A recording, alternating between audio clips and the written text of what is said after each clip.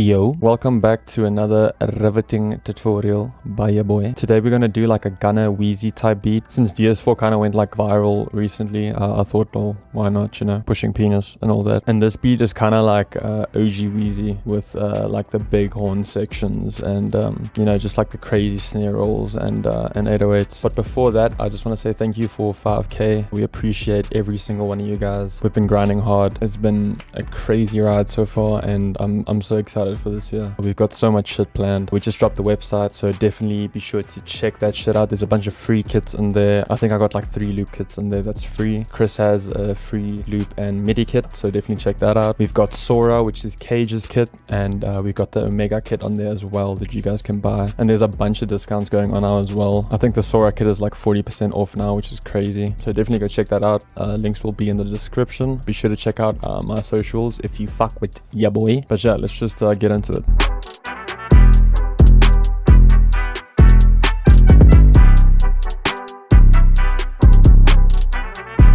Okay, so I started off with this loop from the Producer Grind Community Placement Pack Volume 3. These community packs are too sick for me because it's literally just them putting other, you know, loop makers on, and it's always fire. But yeah, that's how this sounds.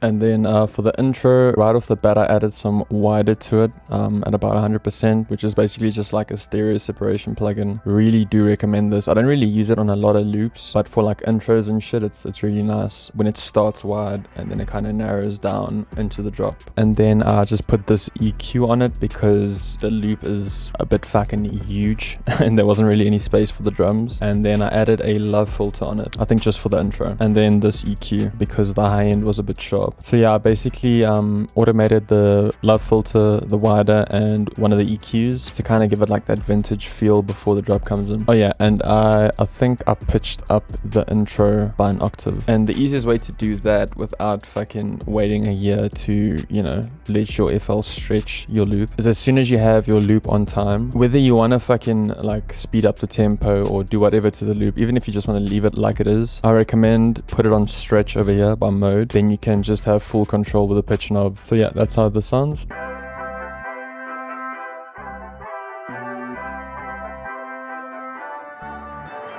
So yeah, onto the hook. Like I said, all these automations cut out, so it kind of like opens up when it drops. And then I started off with this hi-hat pattern.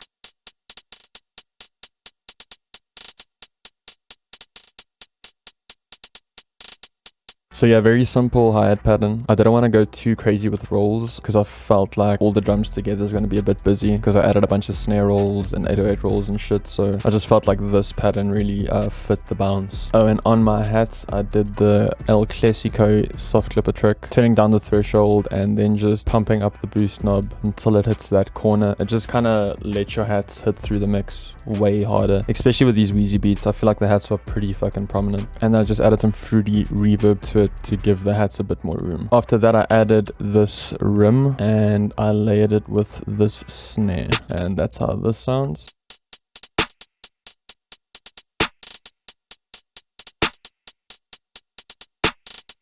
After that, I added this counter snare and I did like some roll ting here at the end. But yeah, that's how this sounds.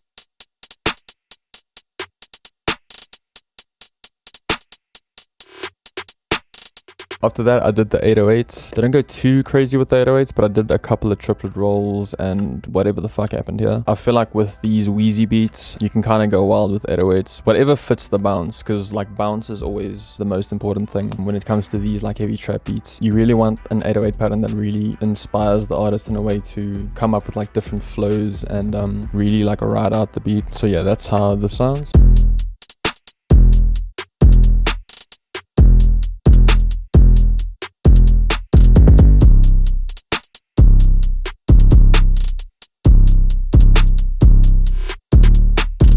And then for the second half, I did this triplet roll. But yeah, that's how this sounds.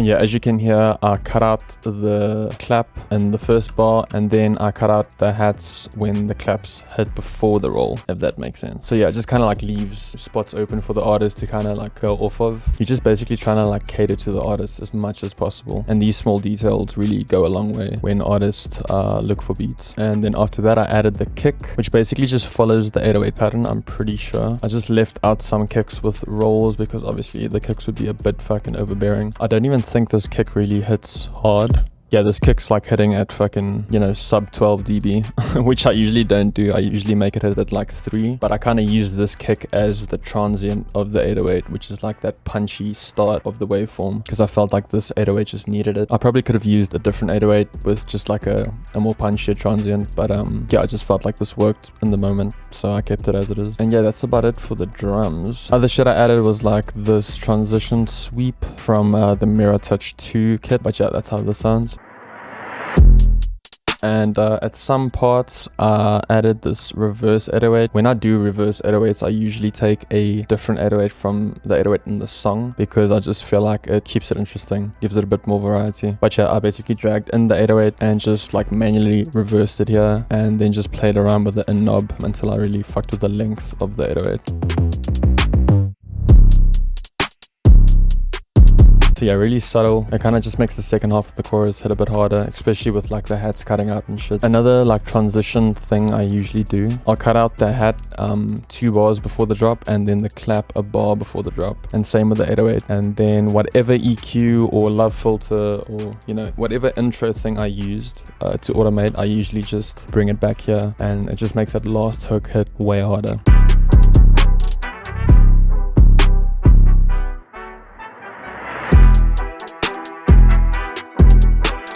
But yeah, that's about it for the beat. Pretty basic, you know, for the normal consumer, you wouldn't really pick up on all these small things. But like I said, when an artist is like looking for beats, they really want to pick up on these small details to flow on the beat. I hope you guys enjoyed. Leave a like and subscribe if you guys are fucking with it. Like I said at the start, thanks again for 5K. It means a lot. I really feel like we can fucking go crazy this year. We've got so much shit planned. Once again, check out our website in the description. Got a bunch of shit in there. Join our Discord as well. There'll be discount codes in there, and we're gonna be starting to live stream every week now. I think Jake has live streamed like twice in the past week. Hopefully we can start like reacting to beats, doing more like beat battles, and even like artist submissions for like reaction to songs and shit. So yeah, definitely check out for that. But yeah, I hope you guys enjoyed. Once again, check out all my socials in the description, and yeah, I'll see you guys in the next one. Peace.